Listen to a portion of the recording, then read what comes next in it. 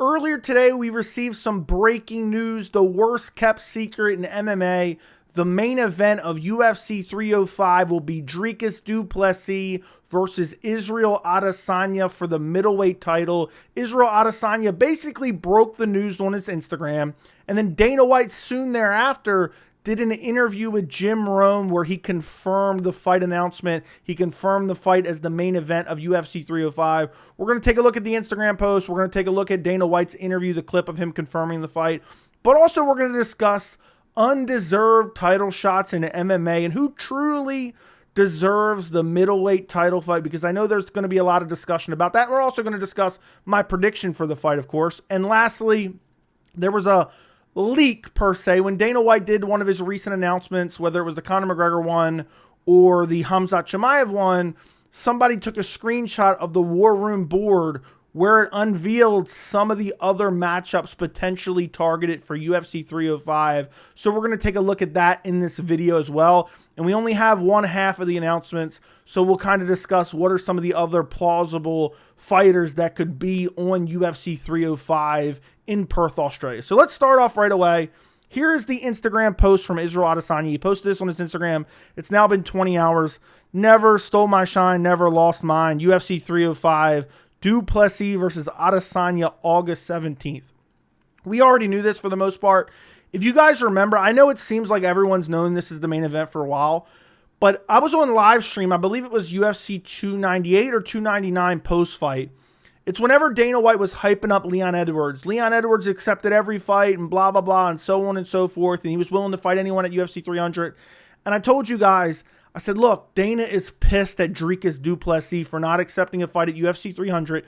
And I said, I guarantee he's going to make Du Plessis fight in Australia as punishment instead of potentially working out the logistics for South Africa. And ultimately, that's what's happening here. Dricus Du Plessis is defending his middleweight title in Australia against Israel Adesanya.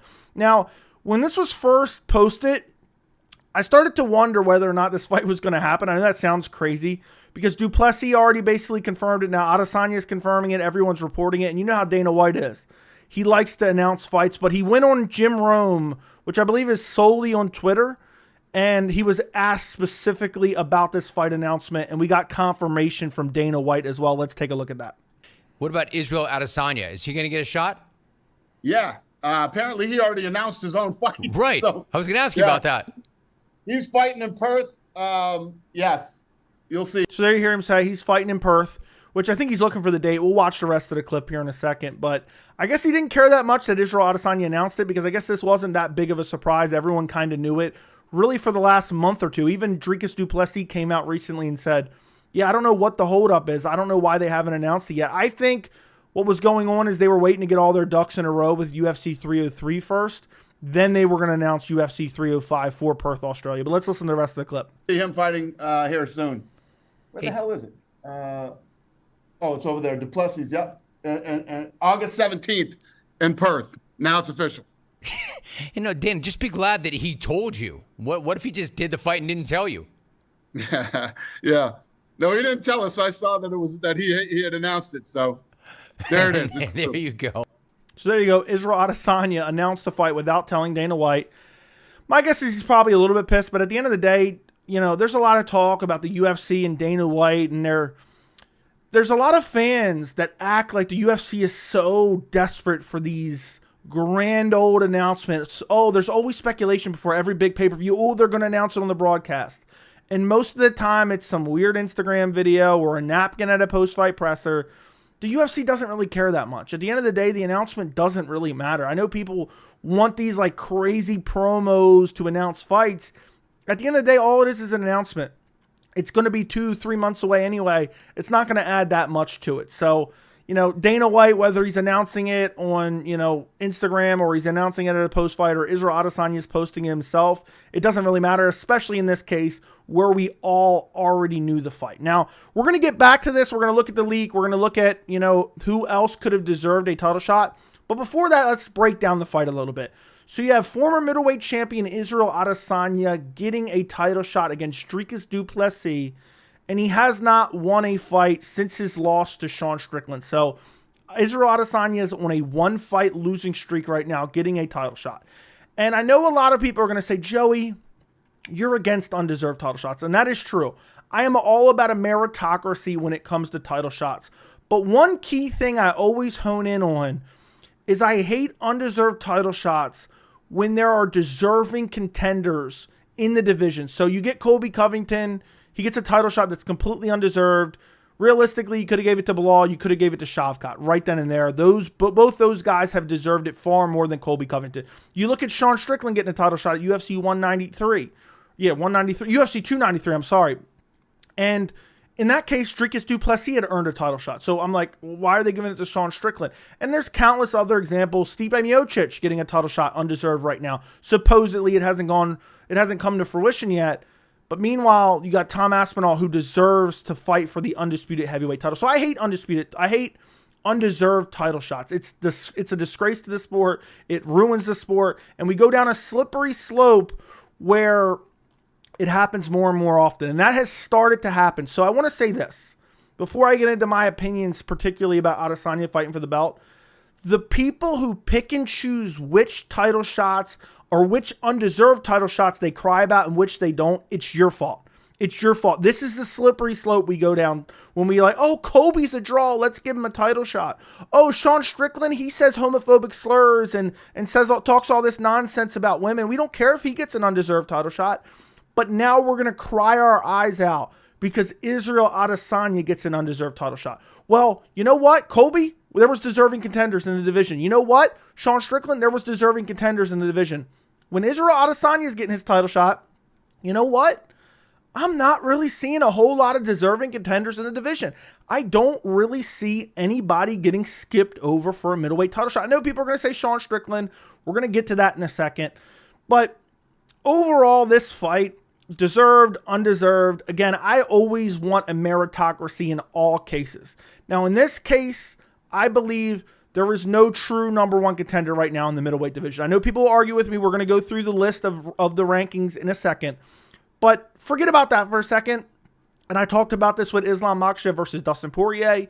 I love this fight.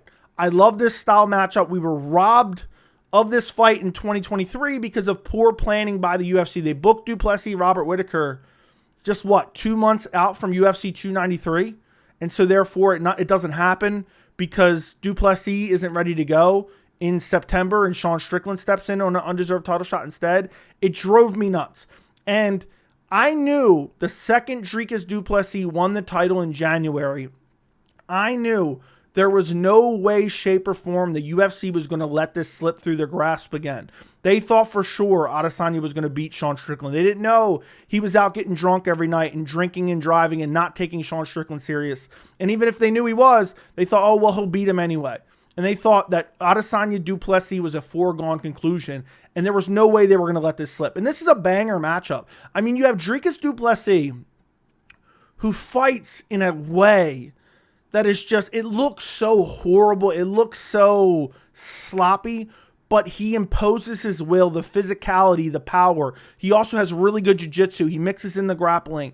I think his style, contrasting with Israel Adesanya's super technical kickboxing with amazing footwork and good counter shots, I think that makes this fight an absolute banger matchup on paper, and I cannot wait to see it. Now, in terms of the build-up, because I know a lot of people are going to say the build-up for this fight, the build-up for this fight. A lot of fans are going to get excited because of the build-up. I'm not looking forward to this build-up. I think it's going to be an ugly build-up where a lot of fans try to make the Du Plessis Adesanya more racial than it needs to be. We don't need all these, oh, he's more African, or he's more African, or he said this and he said that. I think they both have said things in the past that have come off pretty crappy, in my opinion, but both Adesanya and Du Plessis.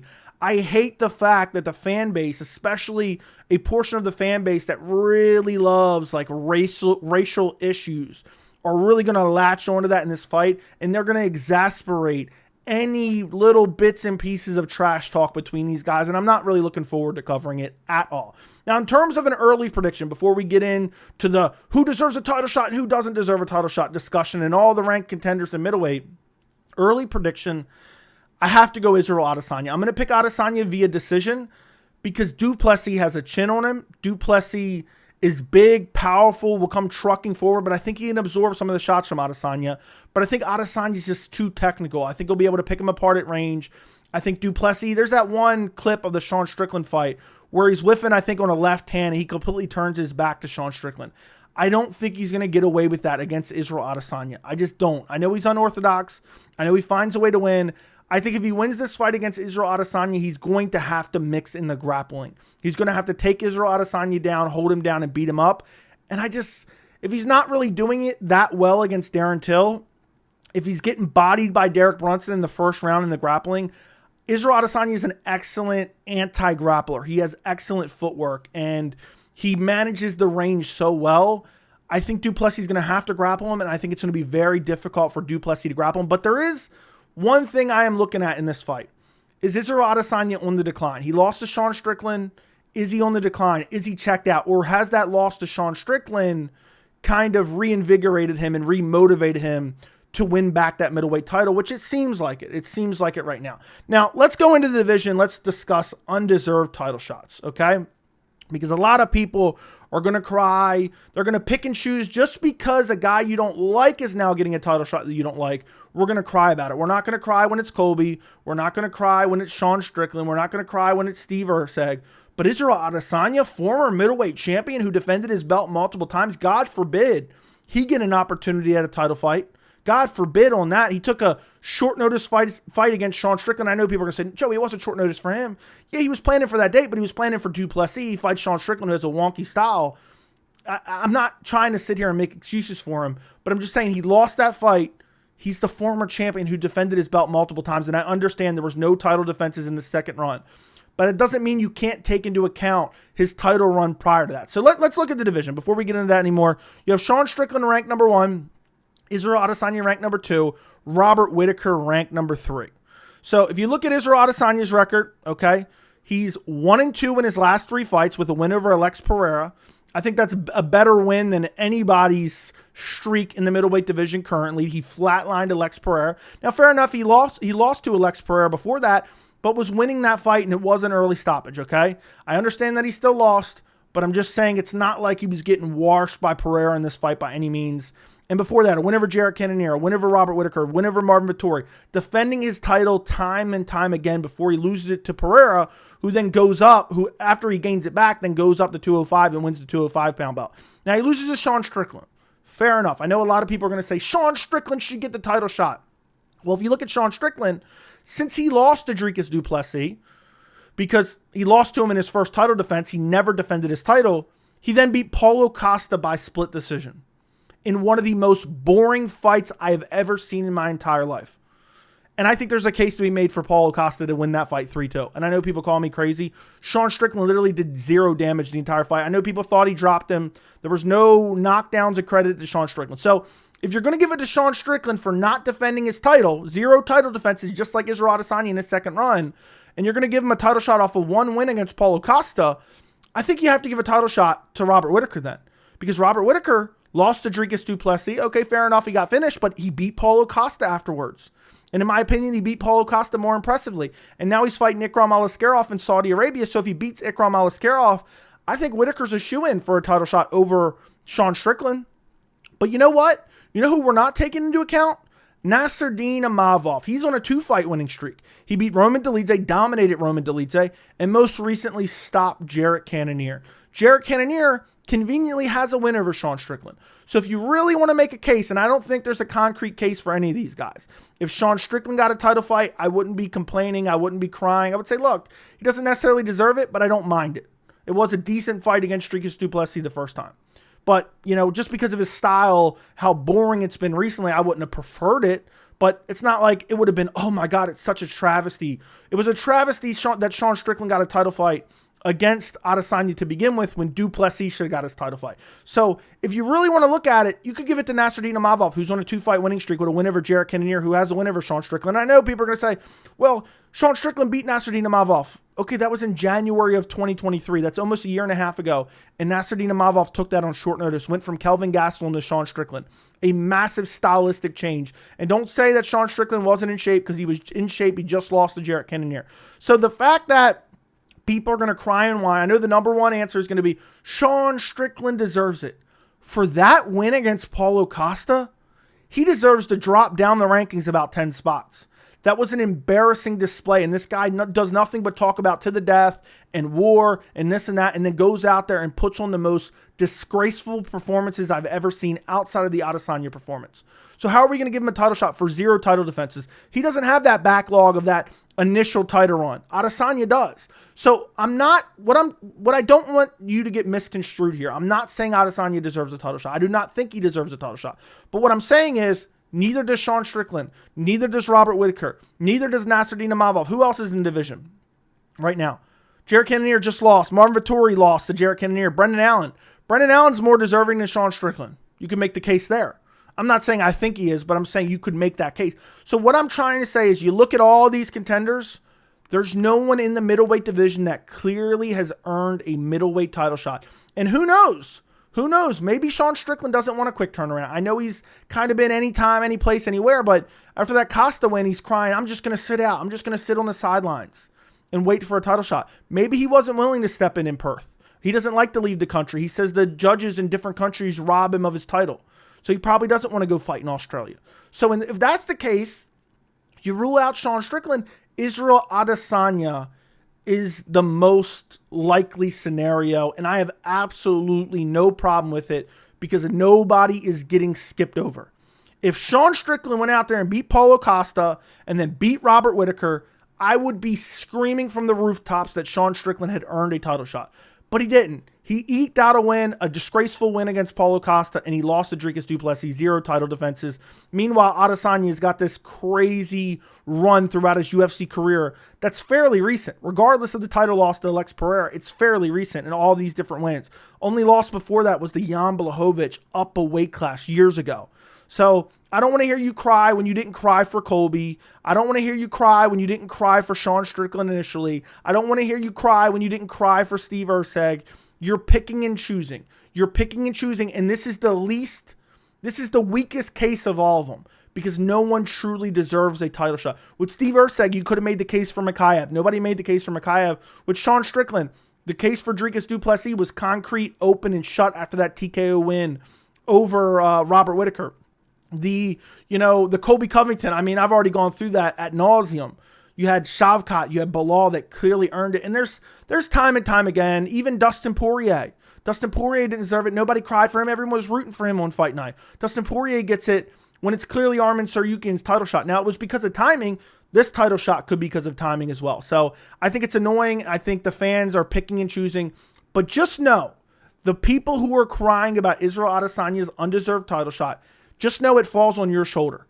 Because you've let the UFC get away with this time and time again with other fighters just because you liked them.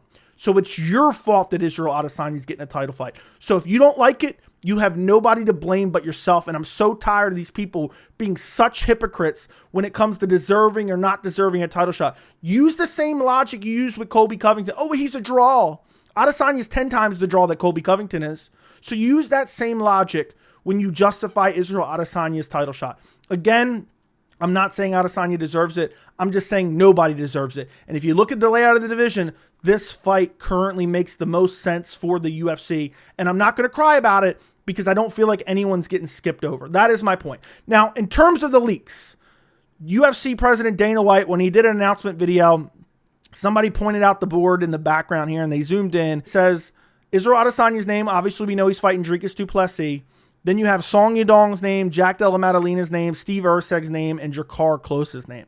Now, Jack Della Maddalena has already ruled out the fact that he's fighting at UFC 305. So unless something has drastically changed, he's not fighting. Now, the rumor was Shavkat Rakhmonov, but I think that fight's off. So that board's just out of date. Now, in terms of Song Yadong, there's really not a whole lot of options right now for Song Yadong. Merab should be fighting O'Malley. Corey's fighting Umar Nurmagomedov.